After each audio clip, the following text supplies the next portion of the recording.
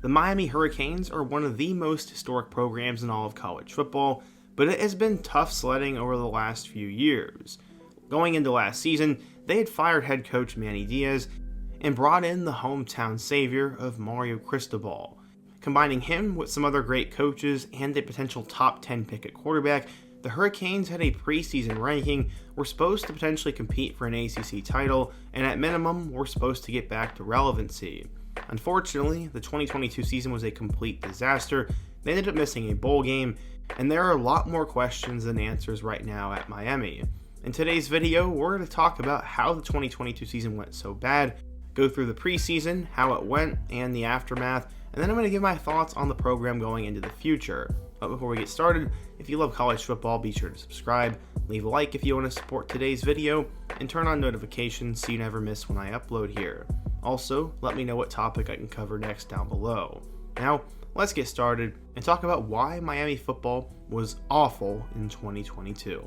Since the turn of the century, Miami has not been able to get back to their glory days. Once the Hurricanes joined the ACC, Larry Coker peaked out at 9 games, Randy Shannon peaked out at 9 games, and Al Golden also peaked out at only 9 games. They could never seemingly get to that double-digit win mark, and because of that, they went through coach after coach. Finally, in 2017, though, it looked like they were going to make a legitimate run at the college football playoff. The Hurricanes were undefeated going into Thanksgiving weekend, but unfortunately, they would drop a game on the road to a bad Pittsburgh team and then lose in the ACC Championship and also lose their bowl game. A 10-0 start turned into a 10-3 season. This was extremely unfortunate for them, and after a 7-6 year, Rick was gone. In 2019, they promoted defensive coordinator Manny Diaz to head coach, and he would peak at 8 wins. For a brief period of the 2020 season, Miami looked like they were in a great spot with Derek King at quarterback, but they ended up losing 3 games, and then 2021 was also a disaster as they ended up going 7-5. The biggest bright spot of the 2021 season was the emergence of Tyler Van Dyke at quarterback. He put up historical numbers in his last 6 games, and it looked like he could be a top 10 pick and someone who could bring Miami back to the top. But first, they'd had to get rid of their coach. Manny Diaz was fired, and he ended up going to Penn State, and they brought in Mario Cristobal. He had been the head coach at Florida International and helped turn that program around, and then he went to Oregon, where he was an assistant, and then was promoted once Willie Taggart left. Cristobal was known as a recruiter, but the one area of concern around him was that he was not able to win the big games either. He could recruit, but not get those elite results. Going to Miami, he was now going to go back to his roots, going to go to his old stomping grounds, and there'd be more talent in the area to choose from. Expectations were going to be really high in year 1 for him. He also brought in 3 new coordinators. Offensive coordinator Rhett Lashley left for SMU, so they decided to bring in Josh Gaddis from Michigan, who is set to bring in a new style of offense and change the game.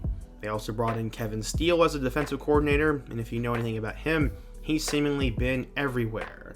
The last but not least, they also brought in Charlie Strong as the co-defensive coordinator, and he was obviously the head coach at Louisville, Texas, and USF, so he had plenty of experience, and he was a name in South Florida. Because of those coaches, Tyler Van Dyke, and a couple of other really talented players, Miami was expected to have a big 2022 season. Losing Charleston Rambo was huge, but it looked like Will Mallory was a superstar in the making, and they now had a running back by committee and plenty of talented transfers, so it looked like things were to go well. The Canes started out the season ranked, but pretty early on in the season, Miami was not as good as advertised. So as the season started, Miami beat both Bethune-Cookman and Southern Miss pretty handily in weeks 1 and week 2, and that didn't really give us much real insight into the season. Week 3 was when we were going to find out a lot. They were going to have to go on the road to play against number 24 Texas A&M in College Station, and this was a huge night game and would really show where the Miami program was at. Unfortunately, they couldn't really get that much going. The Hurricanes only put up 9 points despite multiple red zone trips, and it just seems they could not get the job done. They ended up losing 17-9, and this was the first game where questions were starting to be asked about the program, and more specifically their quarterback. At this time in the year, Ole Miss transfer Henry Parrish Jr. had taken off at the running back spot, but they had a lot of problems. In their 4th game, they'd play Middle Tennessee at home, and this was one of the most embarrassing losses in school history. Middle Tennessee controlled the game the entire time, and they even benched Van Dyke in favor of the youngster Jake Garcia. While he did look a little bit better, they ended up losing to Middle Tennessee 45-31. The Canes were now 2-2 on the season. The following week, Van Dyke would put on his best performance of the year as he threw for nearly 500 yards in a 3-point loss against North Carolina, and this Tar Heels team ended up being a little bit better. This provided a sense of optimism that the season wasn't fully lost, and then after a road win over Virginia Tech, they were back to 3-3, and the bowl game was still possible. After that, they get a chance to play Duke at home. Duke is not a football powerhouse by any means, but new head coach Mike Elko and first-year starting quarterback Riley Leonard ended up shocking the world this year, and Duke went on to actually double Miami, and this was another embarrassing home loss. After that, they go on the road and beat Virginia in 4 overtimes, and they were now 4-4. Things went back to really bad as they got beat 45-3 at home against Florida State, before they would bounce back with a win over Georgia Tech. The way the season kept going was it seemed to be win-loss, win-loss. If they could somehow just win one of their last 2 games, they would be headed to a bowl game, and it wouldn't be that bad of a season. They ended up getting beat 40-10 by Clemson, and then got beat 42-16 by Pittsburgh in their final game. This led Miami to finish with a 5-7 record, with a 3-5 mark in the ACC. By the end of the year, 3 different quarterbacks had started, and Van Dyke was on the bench. True freshman Ja'Curry Brown came in and provided a spark. Right now, there is a quarterback battle going into next year.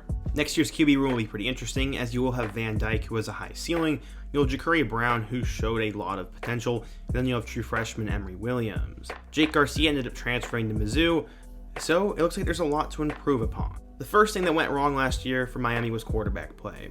Van Dyke did not live up to the hype, and it seemed he was crippled under the pressure. A bad offensive line did not help with anything, as A, he didn't have a lot of time, B, they didn't give him a lot of confidence, and C, the running game wasn't really that good either.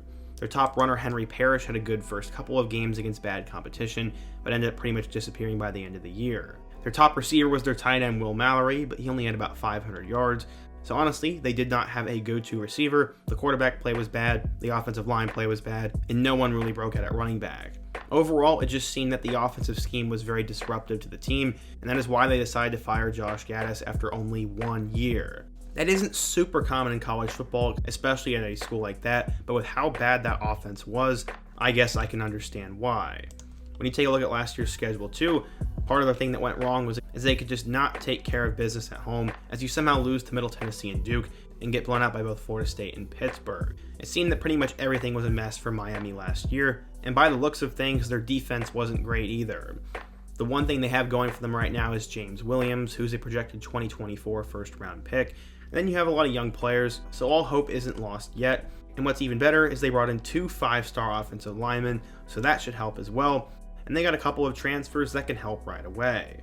I still think it's premature to say that Miami's going to have this big breakout season, but they should make a bowl game, recruiting should get better, and some of these younger players should finally emerge. Last year was a complete disaster that Miami fans definitely want to forget, but what really went wrong was bad scheming, bad culture, and bad losses. So I hope that answers your question, and I hope you guys enjoyed today's video, and if you did, be sure to leave a like. Let me know your thoughts on the state of the Miami program, and let me know what topic, player, team, or situation I can cover next. Also, before you go, don't forget to check out all my other videos on the end screen, including my video about Tyler Van Dyke. I hope to see you guys again soon, but until next time, peace.